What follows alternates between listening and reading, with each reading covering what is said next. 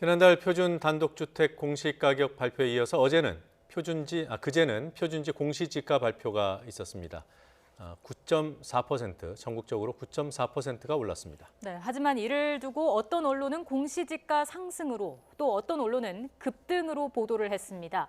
그리고 이로 인한 여파에서도 어떤 언론은 과세 기준 현실화로 또 어떤 언론은 세금 폭탄이라는 표현으로 보도가 갈렸습니다. 네, 정부 부동산 정책의 부작용으로 거론되는 역전세, 깡통전세 등에 대해서도 언론의 보도는 달랐습니다. 오늘 더 비평에서는 언론의 부동산 보도를 살펴보겠습니다. 이태광 경희대 교수 그리고 김민하 평론가와 함께하겠습니다. 안녕하십니까? 어서 오십시오. 네. 자, 먼저 이번 주 분석 주제와 키워드 분석 기간 특징들을 먼저 살펴볼까요? 네, 부동산 정책 발표 언론 보도. 지난 1월 23일부터 26일까지 이 기간은 표준 단독주택 발표 전후 시점이고요. 그리고 최근 2월 10일부터 12일까지 표준지 공시지가 발표 전후 시점의 언론 보도를 분석해봤습니다. 분석에 사용된 키워드는 집값, 세금, 또 전세. 이 전세 키워드는 역전세, 깡통전세를 다 포괄합니다. 임대료 등에 대한 키워드를 가지고 먼저 정량 분석한 결과부터 살펴보도록 하겠습니다. 자, 부동산 정책 발표 관련한 5대 종합 일간지 보도량을 정리를 해보았습니다. 1월 23일부터 26일까지 그리고 2월 10일부터 12일까지 두 차례 나눠서 분석한 결과인데 조선일보와 중앙일보가 압도적으로 많은 보도량을 보였습니다. 그리고 나머지는 어느 정도 비슷한 보도량을 나타냈습니다. 네, 날짜 불러볼까요? 말씀드린 대로 1월 중순에 단독주택 표준 공시가가 발표가 됐고요. 또 최근에는 공시지가가 발표가 됐습니다. 하늘색과 주황색으로 막대 그래프로 표기된 조선일보와 중앙일보의 보도를 좀 주목해서 보실까요? 1월에는 발표 직전 보도가 이 두 언론사에 집중돼 있었습니다. 그리고 최근 이번 공시지가 발표 때는 어제 공시지가 발표 이후의 보도가 상대적으로 더 높았다는 것을 알 수 있습니다. 네. 자, 지금까지 보여드린 내용들을 토대로 해서 하나씩 분석을 해보겠습니다. 먼저 조선일보, 중앙일보의 보도량이 월등했다 이렇게 저희가 볼 수 있었는데 특징을 좀 살펴보고 싶습니다. 그러니까 그 보수 일간지들 중에서도 특히 조선일보하고 중앙일보는 이 부동산과 관련된 그런 보도에서 굉장히 많은 양을 지금까지 할애해 왔어요. 그러니까 특히 뭐 이 문제만 가지고 그런 건 아니고 특히 조선일보 같은 경우는 전체적인 어떤 부동산 담론을 만든다고 이제 말할 수 있을 정도로 부동산과 관련된 여러 가지 보도들을 해왔죠. 기획 기사들도 많이 쓰고. 근데 이제 일단 이 두 신문이 보여주는 어떤 형태들은 일단 기본적으로는 일단 부정적 프레임을 만들었다 볼 수 있습니다. 일단 땅값이 올랐다 이런 식으로 이야기를 했단 말이에요. 그리고 이제 그와 관련돼서 이제 세금이 오를 것이다라는 걸 예견하도록 만들었고 또 그 세금에 따라서 기본적으로 여러 가지 역전세라든가 깡통전세가 발생할 것이다 이런 어떤 위험을 예고하는 그런 기사들을 쓰게 됐죠. 그게 이제 좀 전체적인 어떤 분위기를 잡았다고 말할 수가 있겠습니다. 예, 좀 구체적인 기사들을 보면서 얘기를 나눠보겠습니다. 조선일보 2월 11일자 기사, 조금 전에 말씀해 주신 역전세난에 관한 보도 내용인데요. 어떻게 보셨습니까? 이 기사에 담긴 가장 큰 문제점 어떤 거죠? 기본적으로 일단 제목을 보시면 헤드라인이 강남에서도라고 적혀 있고요. 전세금 돌려주러 빚냈다라는 거예요. 강남은 기본적으로 한국에서는 일단 부유층이 거주하는 그런 공간으로 알려져 있습니다. 그죠? 그 강남에서조차도 전세금을 돌려주러 빚을 낼 정도라는 거죠. 그거는 이제 그만큼 많이 올랐다라는 것을 강조하기 위한 기본적인 프레임이고요. 그리고 그 오른쪽에 보시면은 그런 전체적인 그래프라든가 이런 걸 보여주고 있는데 저런 그래프들도 사실 계속 이제 무엇이 이제 문제인가를 진단해주기보다는 지금 현재 그 공시지가 때문에 표준지 공시지가 때문에 이제 올랐다라는 측면들을 이제 강조하는 그런 걸 볼 수 있고 또 제일 중요한 것은 전문가들의 어떤 의견들인 양 이제 인용 보도를 함으로써 이 전체적으로 뭔가 정책이 잘못되었다는 느낌을 주려고 하는 것 같습니다. 일단 뭐 전세가 점점 떨어지고 그리고 임대료 낮아지고 이런 것들이 그 임대 사업자가 이제 등록 임대 사업자 비중이 늘어나면서 세제 혜택을 받으니까 임대료를 이제 일정 수준 이상으로 못 올리게 되잖아요. 그런 이제 임대업자가 늘어나고 그리고 또 지난해 9.13 대책으로 전세자금 대출이 막혔어요. 네. 그것 때문에 전세가 자꾸 떨어진다. 이렇게 짚기는 제대로 짚은 것 같아요.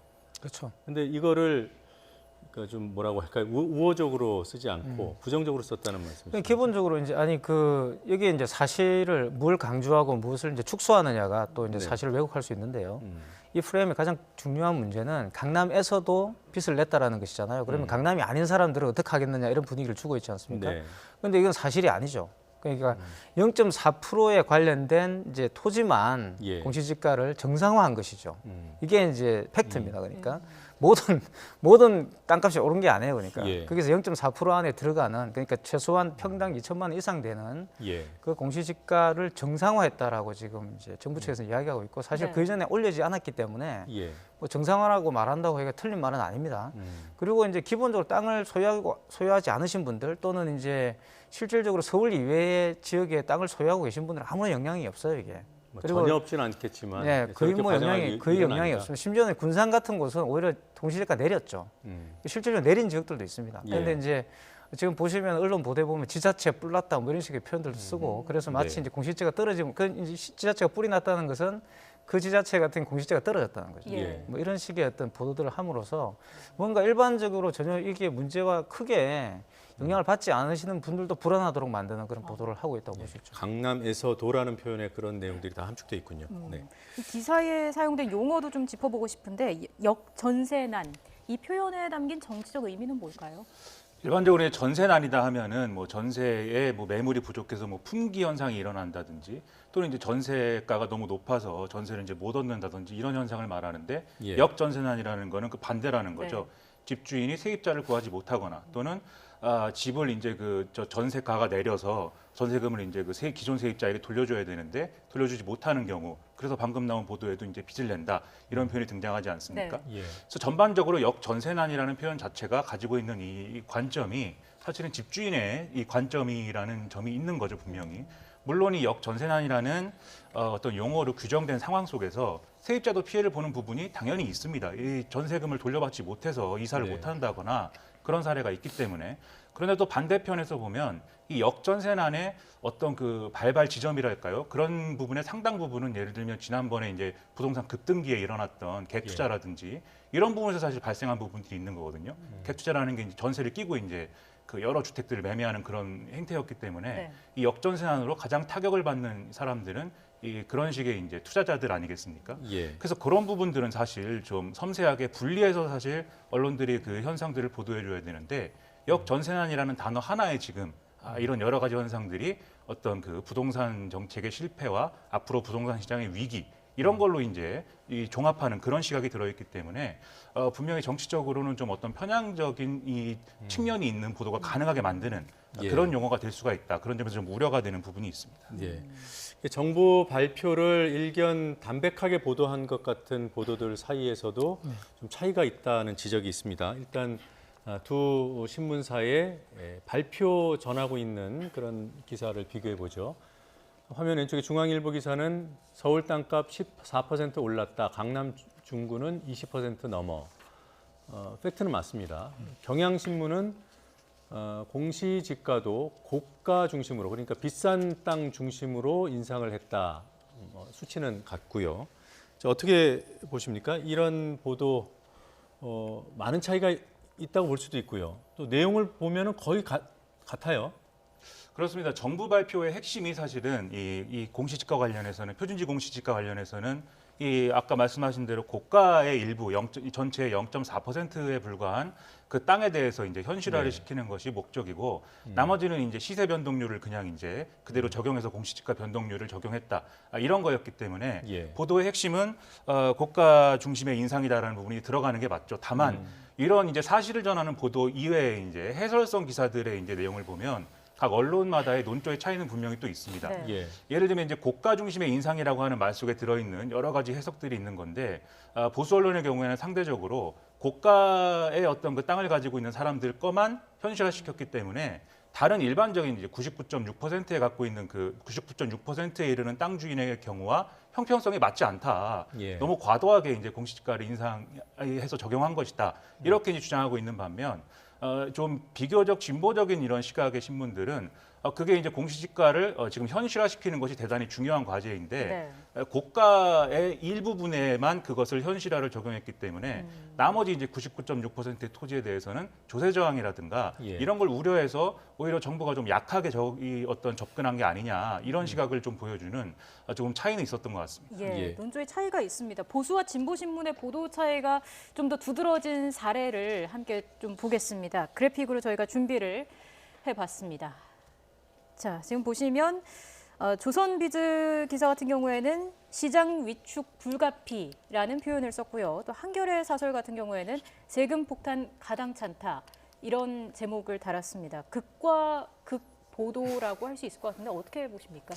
그렇죠. 이게 상당히 재밌는데요. 조선일보 보도는 지금 집값 내리든 아니든이라고 했어요. 공시지가를 올림으로써 집값이 내리든 안 내리든 상관없이 시장이 위축될 것이다라는 겁니다. 그래서 네. 이제 시장이라는 프레임을 깔았고요. 네. 이 시장이 위축되면은 뭐가 나빠지죠? 경제가 나빠지죠. 네. 지금 일단 이제 상수로 지금 우리들에게 만들어지는 프레임이 뭐냐면 경제가 안 좋다는 거예요.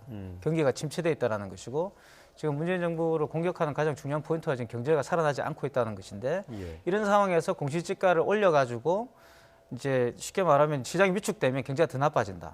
그래서 나쁜 정책이다 이런 이제 포지션을 만들고 있는 거죠. 예. 그리고 한겨레 같은 경우는 이제 아주 뭐 제가 볼 땐 그냥 진보 언론이 취할 수 있는 가장 교과서적인 어떤 태도를 취했다고 봅니다. 그러니까 일단 세금이 문제가 아니지 않느냐. 그러니까 세금 폭탄을 말하는 것은 가당치 않다. 네. 그러니까 다시 말하면 당연히 그 정도의 땅을 보유하고 있는 공시지가 그 2천만 원 이상, 정확한 말하면 지금 이제 보도는 안 됐지만 그 조금 전에 이제 그 자료 영상이 나왔지 않습니까? 그 네이처 리퍼블릭이라는 그 명동에 예, 있는 명동의 땅이. 그 땅이 가장 비싼 땅인데 그게 평당 6억이 넘어요. 네. 네. 이제 그런 사람들이 이제 말 그대로 땅값과 공시지가가 낮고 건물 가격의 그 차익 때문에 세금을 많이 안 내고 있었던 거거든요. 네. 300매덕짜리 건물을 파는데 땅값이 낮기 때문에 공시지가 낮으면 기껏 양도세를 7억밖에 안 낸단 말입니다. 이런 네. 어떤 부당한 일들이 일어났기 때문에 이걸 정상화하겠다라는 것이 이번에 공시지가 인상의 목적이죠. 네. 그런데 이제 기본적으로 이걸 세금 폭탄으로 이제 부르서는 안 된다라는 것이 지금 이제 한겨레 같은 보도의 어떤 핵심적인 내용이에요. 그래서 예. 한겨레 같은 진보 언론들은 이제 세금이라는 측면들, 다시 말해 복지와 연결돼 있는 예. 세수를 확대하는 문제와 이것을 연결시키고 있고, 그리고 부자의 돈을 많이 걷어서 우리가 좀 더 경제를 활성화하는 방향으로 가야 되는 거 아니냐라는 예. 철학을 이야기하고 있는 것이고요. 네. 조선일보는 그 반대의 이야기를 하고 있는 것이죠. 부자의 돈을 많이 걷는다는 표현을 쓰셨는데 이 시세와 격차가 많이 벌어진 고가 토지에 그렇죠. 공시지가를 올리는 거는 더 많이 걷는 게 아니라 정상화하는 정상화죠, 측면이 그러니까. 있는 거 아니겠습니까? 사실 부당소득을 올리고 있는 거예요. 그분들이. 물론 그분들은 그걸 원하진 않으시겠지만 그분들도 좋은 예. 일을 하시고 싶을 거라고 저는 생각이 들고요. 그렇다고 했을 때 정상화를 한다는 것은 그게 합당한 그 정도의 수익이 있으면 그게 합당한 세금을 내야 되는 겁니다. 예. 그걸 하자는 것이고, 그리고 또 한겨레 또 여기서 지적하고 있지만 그렇게 많이 이제 일반적 시민단체나 이쪽에서 주장하는 것만큼 많이 올리지는 않았어요, 정부가. 예. 또 이것은 또 이제 이쪽 진보단체 쪽에서 정부에 대해서 비판하는 측면이 있는 거죠. 조금 더 현실화하라고 요구해온 네. 단체들 입장에서는 부족한 거죠. 네, 부족한 거죠. 자, 방송 보도를 좀 살펴보죠. 방송 보도 지상파 3사와 종편 4사를 분석했습니다. 조금 전에 전해드린 그 신문 분석과 마찬가지로 성공회대 최은검 교수가 분석을 맡아주셨고요. 방송 보도량은 뭐 되게 비슷한데요. MBN의 보도가 상대적으로 좀 많다는 것을 알 수 있고요. 또 TV조선도 버금가게 많은 상황입니다. 날짜별로 보겠습니다. 네, 청록색 막대 그래프가 MBN인데 그 단독주택 공시가가 나왔던 1월의 보도량이 타사보다 좀 많았죠. 그리고 공시지가가 발표된 시점에서는 TV조선의 보도가 많았다는 것을 알 수 있습니다. 파란색 막대 그래프가 TV조선입니다. 예. 자, 공시가 상승과 관련해서 다양한 용어들이 등장을 했습니다. 앞서 저희가 다룬 것처럼 역전세난도 있었고요. 네. 이와 관련한 뭐 여러 가지 다른 용어들 어떤 게 있었나요? 가장 이제 이 표현들이 흥미로운 게 뭐 급락, 폭락 이런 아주 급박한 그런 표현을 예. 많이 썼고, 또 이제 그 감정적 표현들이 굉장히 많았어요. 뿔났다, 화났다, 뭐 또 어떡하냐 뭐 이런 표현들이 많이 있었고 예. 자, 이래서 불안감을 좀 가중시키는 그런 방향의 보도들이 보수 언론 쪽에서 많이 나왔습니다. 그래서 이런 부분들이 조금 전체적인 맥락을 잘 모르시는 분들이 봤을 때는 이 정부가 경제도 어려운데 땅값까지 올려가지고 더 이제 살기가 힘들어지는구나. 심지어는 그런 이야기를 제가 오기 전에 좀 인터넷 게시판 같은 걸 검색해 보니까 많이 있더라고요. 그러니까 내가 열심히 노력해가지고 지금 다세대 주택을 많이 매입을 해놨는데 네. 쉽게 말하면 노후 보장을 위해서. 근데 이 공시지가를 올려가지고 이제 세금을 더 많이 내게 됐다. 뭐 이런 식의 어떤 이야기들 호소하는 내용들이 많이 있습니다. 근데 그게 사실은 이제 가만히 상식적으로 따져보면 잘 말이 안 되는 이야기죠. 그러니까 주택을 10채를 보유하신 분들이 세금 때문에 내가 노후가 불안해졌다고 말씀하시면 그러면 주택을 보유하지 않으신 분들은 어떻게 하시겠어요? 그런 걸 좀 나눠서 주택을 보유하지 않으신 분들도 조금 노후가 평안하도록 만드는 것이 경제는 더 보탬이 되지 않을까 이런 생각이 개인적으로 듭니다. 그런 얘기가 나왔으니까 이런 사례는 어떻습니까? 뭐 땅을 소유하고 있든 집을 소유하고 있든 하나를 갖고 있어요. 그리고 이전에 소유를 했습니다. 그리고 여기서 땅값이 올라가거나 집값이 올라가도록 본인이 크게 노력하지 않았어요. 근데 올랐어요. 근데 소득은 이전이나 지금이나 마찬가지예요. 근데 이제 올랐기 때문에 보유세를 더 많이 내야 됩니다. 이런 경우 좀 억울하지 않을까요? 그렇죠. 그런 부분들은 좀 억울한 부분들이 있죠. 근데 그런 부분들도 결국 이제 전체적인 이거는 제가 볼 땐 철학의 문제입니다. 그러니까 우리가 국가 경영이라든가 또는 토지라든가 토지라는 것은 사실 생산할 수가 없잖아요. 예를 들어서 뭐 어떤 옷 같은 게 부족하다면 옷을 많이 생산해 가지고 나눠주면 되는 것이지만 토지는 나눠줄 수가 없습니다. 그러면 이제 관념이 달라져야 되는 것이죠. 그러면 같이 이제 쉐어해야 된다라는 관념이 있어야 되고 쉐어를 하기 위해서는 어느 정도 희생 정신을 가질 수밖에 없다. 그리고 이제 그런 문제들이 문제가 될 경우에는 그와 관련돼서 또 여러 가지 의견을 내어서 개선할 수 있는 방안들을 만드는 것도 저는 필요하다고 봐요. 뭐 예외 규정이나 뭐 이런 저 같으면 필요하겠죠? 이사를 가겠습니다. 저 같으면 더 싼 곳으로 가서 더 풍족한 삶을 살죠. 저 같으면 뭐 그거는 이제 개인차가 있는 거니까. 그게 철학의 차이인 거예요. 삶에 대한 철학의 차이인 거고.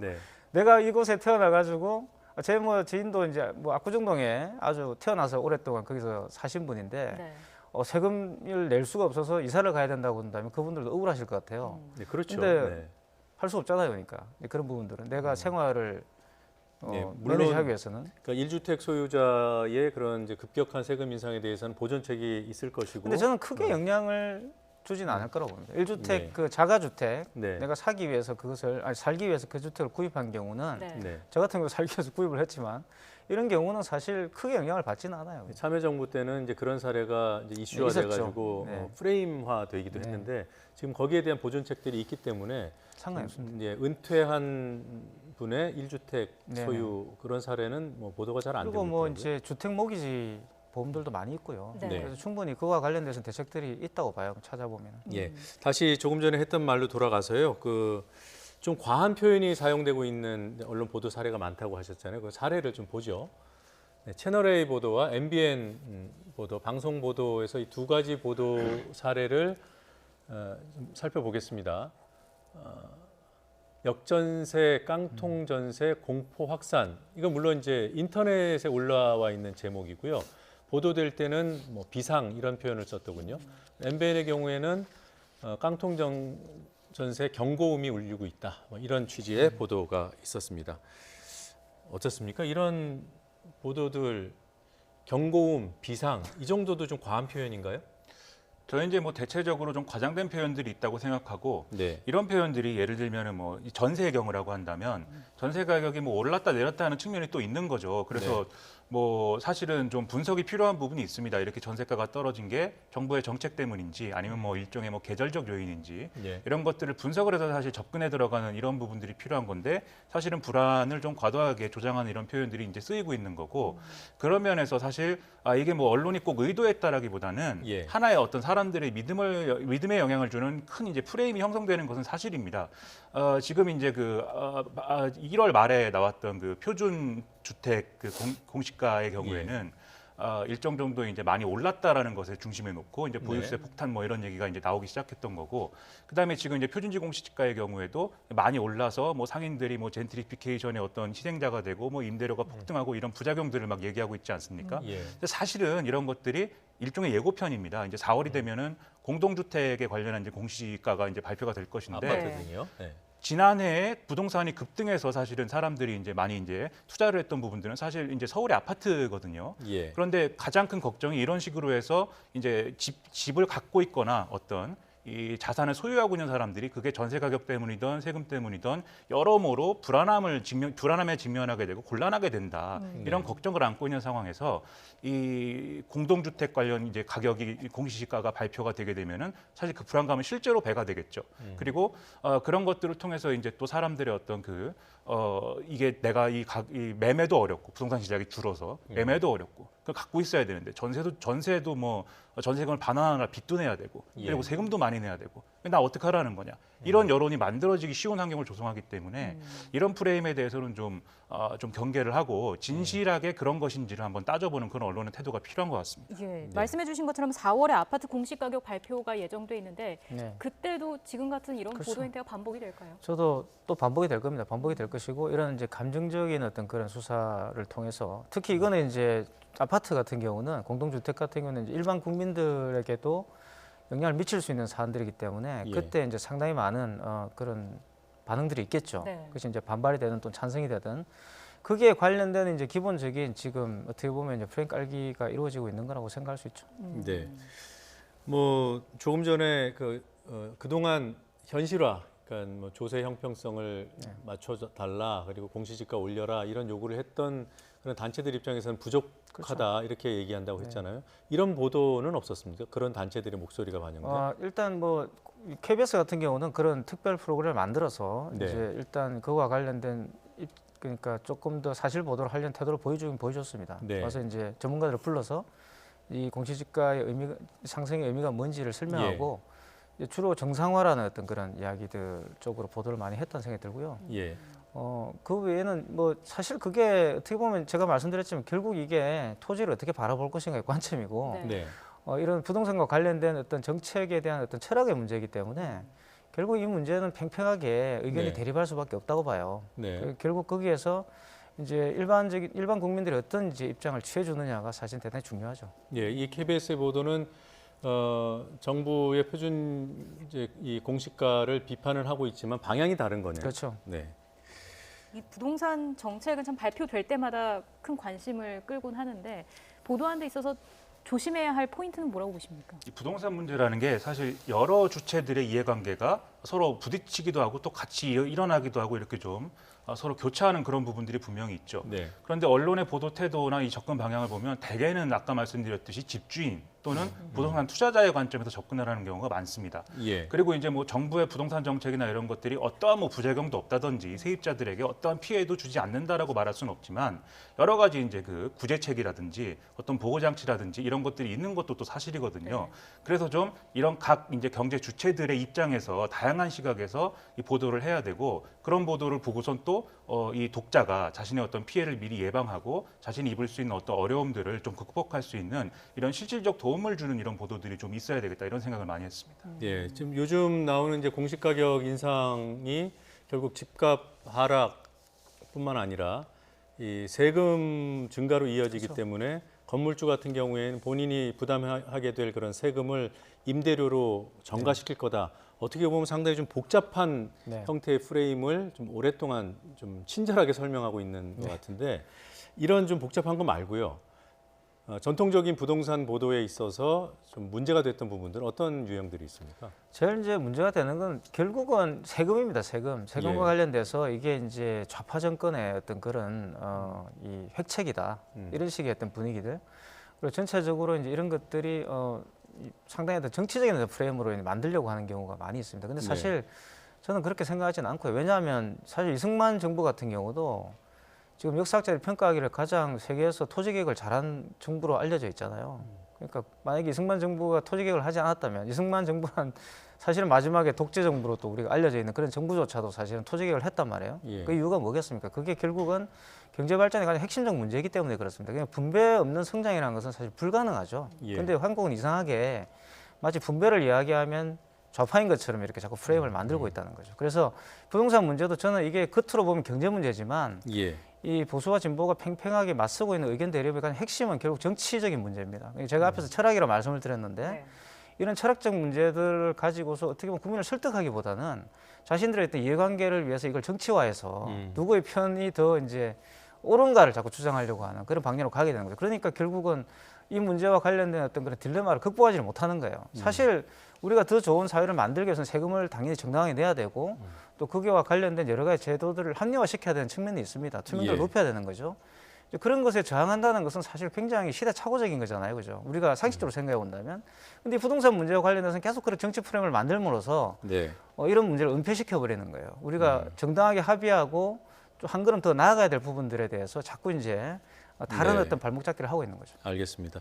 부동산 보도가 지나치게 이해관계 측면에서 강조되는 부분들은 좀 경계해야 된다 이런 말씀을 네. 이해하겠습니다.